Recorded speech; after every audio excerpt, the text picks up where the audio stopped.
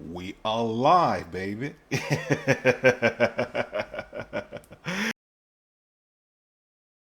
Good afternoon, every breathing one. How do you feel today? Rénal pour une nouvelle vidéo d'Improve Your English Daily.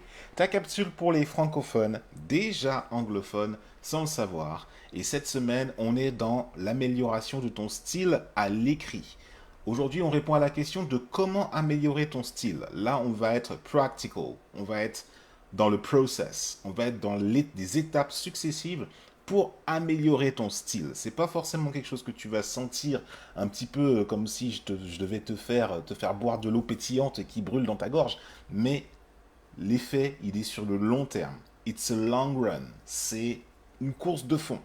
On va y venir dans quelques instants.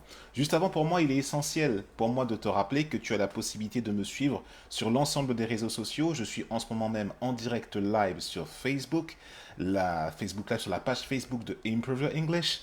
Aussi, cette vidéo live, si tu la vois en replay, c'est que tu es sur YouTube, la chaîne YouTube de Improve Your English, où justement tu as la possibilité de voir plein d'autres vidéos que j'ai faites, notamment ces dernières semaines et ces derniers mois, pour pouvoir t'aider à la progression de la pratique de l'anglais sous plein d'angles différents, que ce soit à l'écrit, à l'oral, compréhension, ou au niveau même de la civilisation, des interactions que tu peux avoir en tant que francophone avec des anglophones.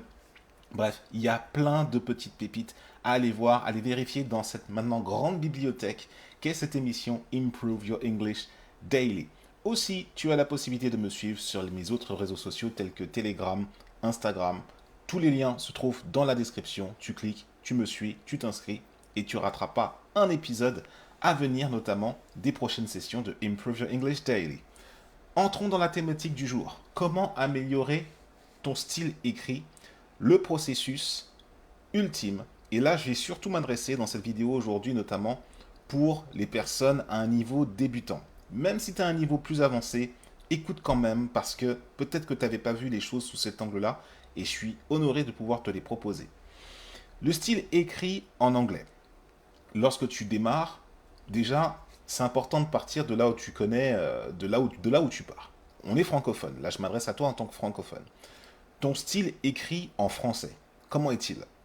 Est-ce que tu écris, voilà, disons que tu écris seulement quand tu as un courrier à faire, une lettre de motivation, ou quand tu dois envoyer un email à telle ou telle personne?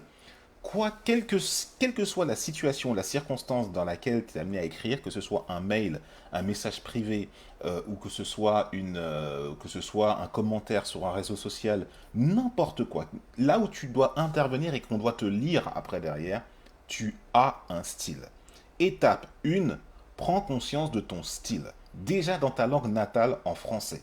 Parce que le style que tu vas utiliser en français sera celui vers lequel tu vas tendre en anglais. Ça, c'est indispensable. Si tu veux prendre conscience que ton style s'améliore, il faut d'abord prendre conscience que déjà qu'il y a un style qui existe et que ce style doit être représenté. Ça peut sembler un petit peu évident qu'on le dit comme ça, mais est-ce que c'est justement parce que c'est obvious, parce que c'est évident, que justement on ne doit pas le rappeler? Non, c'est la première étape du processus. Quel est ton style au fait? Et c'est quoi le style à la base? Et c'est là où j'interviens, surtout pour les débutants, pour les rookies. Le style, c'est en fait la perception d'une constante. Ce qui est constant, c'est que tu écrives. La perception qu'on a de ton écriture, c'est le style justement qui est utilisé et qui est perçu par celui qui va te lire. Tu n'es pas tributaire du style, ton style est fonction de ce que toi justement, la manière dont tu pratiques constamment l'anglais. Si tu pratiques l'anglais en toujours dès le départ avec les notions grammaticales de base, sujet, verbe, complément égale phrase, tu mets un sujet, tu mets un verbe, tu mets un complément, même ça c'est basique, mais c'est un style. The cat is in the kitchen, Brian is in the kitchen, pour ceux les habitudes du très très vieux livre, notamment d'enseignement, eh ben c'est un style. Il est bateau, il est basique, mais ça reste un style, c'est un style d'écriture. Maintenant, dans ce style, si tu vas y mettre les notions de phrases, donc là c'était une phrase affirmative, si tu vas faire plutôt adopter un mode interrogatif, question ouverte, question fermée, tu vas apporter un autre style. Ce style va dire, tiens, il me pose une question. Et avec l'intonation, quand tu t'exprimes après à l'oral, on parle davantage après d'un style interrogatif quand tu t'exprimes et dans l'accent que tu utilises. Ça, on a déjà vu ça dans les vidéos précédentes de la semaine dernière. Mais là, dans l'écrit, là, on ne t'entend pas, mais on te lit. Donc, si jamais tu prends conscience de ton style quand tu es rookie, c'est d'abord répéter constamment les bases, sujet, verbe, complément, et que ça devienne complètement inconscient à la fin. Pratiquer, pratiquer, pratiquer, encore, encore, encore, encore. Sujet, verbe, complément. Et après, une fois que ces bases sont bien ancrées, tu vas pouvoir ajouter des adverbes, des mots de liaison, des connecteurs et structurer ton paragraphe. La première des choses, donc, il s'agit donc de prendre conscience de ton style. Ensuite, le pratiquer des dizaines, des centaines, des milliers de fois. Et une fois que tu l'as pratiqué et que tu es suffisamment conscient, on ajoute des adverbes, on ajoute des adjectifs un peu plus stylés pour pouvoir structurer ton propos. On structure ton paragraphe. On va dire, on assemble tes idées de manière cohérente, logique, pour qu'elles soient le plus percutantes et impactantes pour celle ou celui qui va être amené à te lire. Ça, c'est dans une étape supérieure dans laquelle je reviendrai demain pour les niveaux les plus avancés. Mais toi, en tant que débutant déjà, et là, c'est valable pour nous tous, même en tant qu'advanced dans la pratique de l'anglais à l'écrit, quel est mon style? What is my style? Où se réside mon style? Et si tu veux prendre des éléments de comparaison avec tel ou tel auteur ou telle personne qui t'influe, si tu veux, soit, mais c'est à toi à la fin. C'est pas par rapport à quelqu'un qui t'inspire que tu dois te comparer, mais c'est par rapport à toi aujourd'hui, par rapport à ce que tu étais hier, à la même heure, par rapport à cette question de l'anglais à l'écrit. Et comment tu seras demain à la même heure par rapport à cette même question. Like I said, it's a long run. C'est un long processus. C'est pas quelque chose qui se fait rapidement, c'est pas une petite pilule qui te fait changer d'un état à un autre.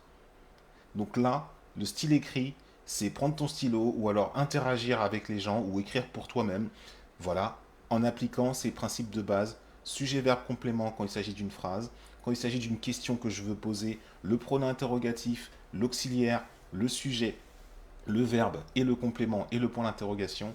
Quand il s'agit d'un ordre ou de quelque chose de bien particulier, je te renvoie aux vidéos que j'ai faites il y a 2 semaines où je t'ai parlé de let's et notamment du mode impératif. Et si c'est la négation, où est-ce que va ton not, ton do not, ton didn't, ton will not, ton wouldn't, quel que soit le mode ou le temps que tu utilises, ça te renvoie à nouveau à tes principes de base grammaticale. Là déjà, tu pars d'un style fondamental, basique, qui parle à tout le monde déjà, avant même qu'on puisse rajouter des ornements, avant même qu'on puisse faire des figures, avant même que tu t'inspires d'auteurs, déjà les fondamentaux. Ton style, c'est la constante du style, c'est tes fondamentaux, tes bases et le fait que tes bases soient solides. Là, après, une fois que tu as conscience de cela, tu ne pourras que progresser. So let's get into it. Si tu souhaites approfondir cette thématique avec moi en session privée, il y a également un lien dans la description. Si tu as appris quelque chose aujourd'hui, n'hésite pas à me faire part d'un petit mot en commentaire sous cette vidéo. Tu peux aussi pouce bleuter, liker, suivant la plateforme sur laquelle tu te trouves, et partager à une personne où tu sens que justement cette question de l'écrit, l'apprentissage de l'anglais à l'écrit, ça peut résonner pour quelqu'un. Envoie ce message auprès d'une personne qui justement se pose des questions et pour qui l'énergie que je propose correspond. So let's get it now. I wish you a wonderful day. Je te souhaite de merveilleux instants ainsi qu'une belle journée. And see you till the next video. Take care of yourself. Bye bye.